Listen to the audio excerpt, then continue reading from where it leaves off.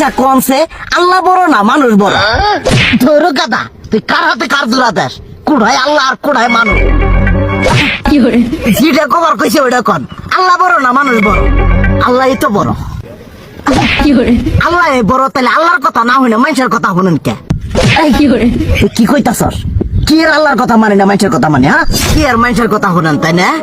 আমনে যে ওই দিনকে ডায়াবেটিসের রোগ নিয়ে যে হাসপাতালে গেলেন, ডাক্তার আপনার কত কিছু খাবার না করলো, সব কিছু না খাই এখন চলতেছেন, তাহলে আল্লাহ যে আপনারে কইছে যে হারাম খাবার না, সুদ খাবার না, কই আপনি তো কাম কাজ বাদ দিয়ে এলাকার মধ্যে টাকা পয়সা না গায়ে খালি ওইলে দিয়েই খান, নিজেরা টিয়াও হালাল ভাবে কামাই করেন না, ওই সুদ তো না কয়টা টিয়া করে লাভ আহে ওইলে দিয়ে দিয়ে চলে না, পেটা বড় বানাইছেন।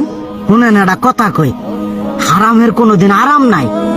হালাল পথে রুজি রোজগার করেন, প্রয়োজনে এড়া বেলা কম খায়েন, তাও শরীর পিণ্ডও ভালো থাকবো, কোনো রোগ বেদও হবো না, আরামও পাবেন, আল্লাহও খুশি থাকবো।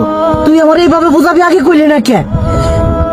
আসলে এই বিষয়টা তো আমি কখনো মাথায় এইভাবে নেই যে আমাদের কখনো ডাক্তার নিষেধ করলে ঠিকই আমরা নিষেধ মানি, কিন্তু উপর আল্লাহ যে কত কিছু নিষেধ করে দিয়ে সেটা মানি না। আর এই যে হারাম পথে টিয়া পয়সা কামাই করতেছেন, শরীরের মধ্যে দুনিয়া রোগ বেত হয়েছে, দেখা যাইতেছে যা টিয়া হারাম পথে কামাই করতেছেন তার তো বেশি টিয়া মনে করেন জ্বলেই যাইতেছে গা বেশি। আজকের পর থেকে আমি আর এই হারাম সুদ খামো না, আমি হালাল পথে চলবো, হালাল টাকা পয়সা ইনকাম করবো।